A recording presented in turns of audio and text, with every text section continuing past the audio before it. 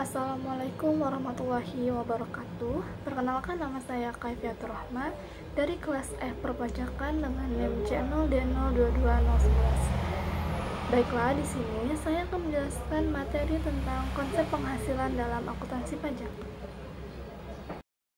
Baiklah, yang pertama, pengertian pajak penghasilan. Pajak penghasilan atau PPh adalah pajak yang dikenakan kepada orang pribadi atau badan atas penghasilan yang diterima atau diperoleh dalam satu tahun pajak. Penghasilan yang dimaksud dapat berupa keuntungan usaha, gaji, honorarium, hadiah, dan yang lainnya. Materi yang kedua, dasar hukum.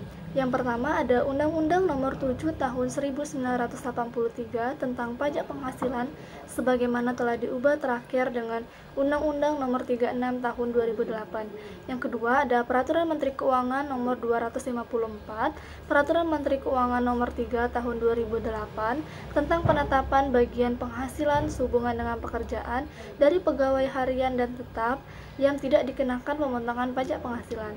Yang ketiga, ada Peraturan Menteri Keuangan Republik Indonesia Nomor 184, Peraturan Menteri Keuangan Nomor 3 Tahun 2007 tentang penentuan tanggal jatuh tempo, pembayaran dan penyerahan jatuh tempo, penyeroan pajak, penentuan tempat pembayaran pajak dan tata cara pembayaran. Yang keempat, Peraturan Direktur Jenderal Pajak Nomor 31 Tahun 2009 sebagaimana telah diubah dengan Peraturan Direktur Jenderal Pajak Nomor 57 Tahun 2009 tentang pedoman teknis tata cara pemotongan, penyetoran dan pelaporan pajak penghasilan pasal 21 dan 26. Dasar pengenaan pajak. Untuk wajib pajak dalam negeri dan bentuk usaha tetap atau BUT yang menjadi dasar pengenaan pajak adalah penghasilan kena pajak, sementara itu untuk wajib pajak luar negeri adalah penghasilan bruto. Besarnya penghasilan kena pajak untuk wajib pajak badan dihitung sebesar penghasilan neto, sementara itu untuk wajib pajak orang pribadi dihitung sebesar penghasilan neto dikurangi dengan penghasilan tidak kena pajak atau PTKP.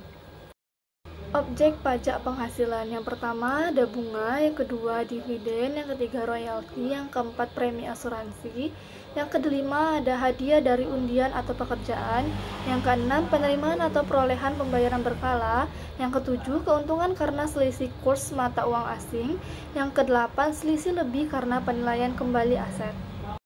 Bukan objek pajak. Yang dikecualikan dari objek pajak penghasilan adalah yang pertama ada bantuan dan sumbangan, yang kedua harta hibahan, yang ketiga warisan, yang keempat harta termasuk setoran tunai, yang kelima dividen, yang keenam bantuan atau santunan, yang ketujuh penggantian atau imbalan sehubungan dengan pekerjaan, yang kedelapan pembayaran dari perusahaan asuransi kepada orang pribadi sehubungan dengan asuransi kesehatan, 9 penghasilan dari modal yang ditanamkan oleh dana pensiun, 10 bagian laba yang diterima, 11 penghasilan laba yang diterima, yang ke-12 beasiswa yang memenuhi persyaratan.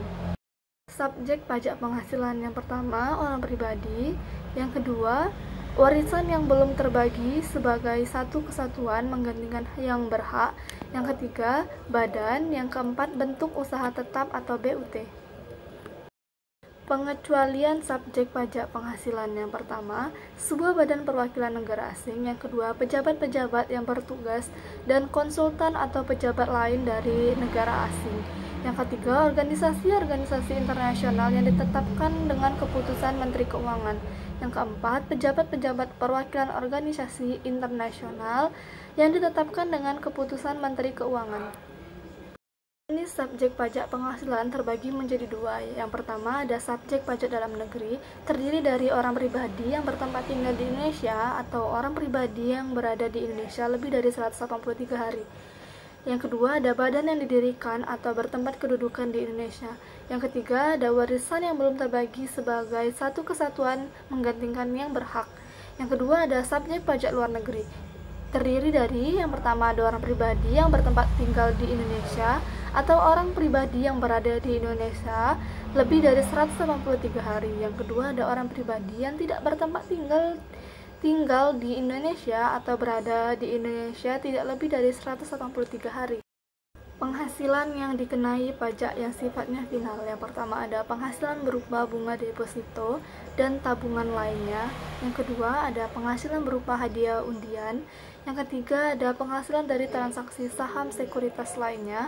Yang keempat ada penghasilan dari transaksi pengalian harta berupa tanah atau bangunan. Yang kelima penghasilan tertentu lainnya. Jenis-jenis pajak penghasilan. Yang pertama ada pajak penghasilan pasal 21 atau PPh 21. Yang kedua, jenis pajak penghasilan pasal 22 atau PPh 22. Yang ketiga, pajak penghasilan pasal 23 atau PPh 23. Yang keempat, pajak penghasilan pasal 4 ayat 2 atau PPh final. Yang kelima, pajak penghasilan pasal 25 atau PPh 25. Yang keenam, pajak penghasilan pasal 26 atau PPh 26. Yang ketujuh, pajak penghasilan pasal 29. Yang ke-8, pajak penghasilan pasal 15. Contoh soal pajak penghasilan dalam akuntansi pajak. Yang pertama ada Tony adalah seorang karyawan tetap di suatu perusahaan dengan status menikah dan memiliki satu anak kandung. Penghasilan neto yang diterima sebesar 11 juta per bulan. Berikut perhitungan pajak penghasilan pasal 21 yang dikenakan oleh Tony dengan menggunakan tarif Undang-Undang Pajak Penghasilan dan Undang-Undang Harga Pokok Penjualan sebagai berikut. Jawabannya, perhitungan pajak penghasilan 21. Penghasilan neto sebulannya 11 juta, penghasilan neto setahun 11 juta dikalikan 12 bulan sama dengan 132 juta. Penghasilan tidak kena pajaknya, kawin dan memiliki tanggungan 1. Sebesar 63 juta, penghasilan kena pajaknya 132 juta dikurangkan 63 juta sama dengan 69 juta. Undang-Undang Pajak Penghasilan, 5% dikalikan 50 juta sama dengan 2.500.000, 15% dikalikan 19 juta sama dengan 2.850.000, totalnya adalah 5.350.000. Undang-undang harga pokok penjualannya 5% dikalikan 60 juta sama dengan 3 juta, 15% dikalikan 9 juta sama dengan 1.350.000, totalnya 4.350.000. Berdasarkan perhitungan menggunakan Undang-Undang Pajak Penghasilan dan Undang-Undang Pokok Penjualan, terdapat perbedaan total pajak penghasilan pasal 21 yang harus dibayar oleh wajib pajak orang pribadi.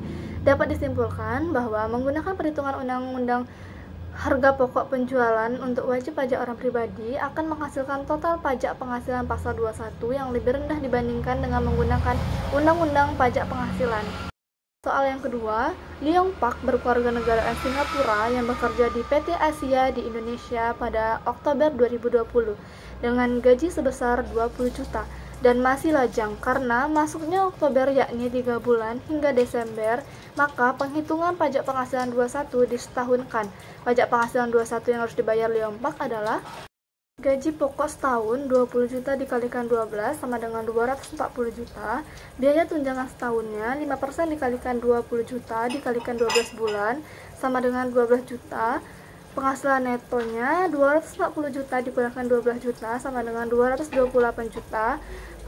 PTKP-nya tidak kawin dan tidak memiliki tanggungan sebesar 54 juta. Penghasilan kena pajaknya 228 juta dikurangkan 54 juta sama dengan 174 juta.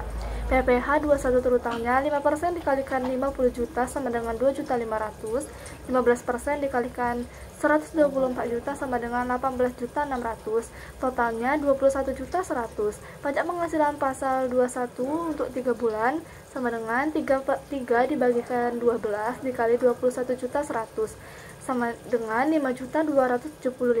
Pajak penghasilan terutang untuk Oktober 1 dibagi 3 dikali 5.275 sama dengan 1.758.333 perak. Baiklah, sekian presentasi yang dapat saya sampaikan. Lebih dan kurang saya mohon maaf. Saya akhiri wabillahi taufiq wal hidayah. Wassalamualaikum warahmatullahi wabarakatuh.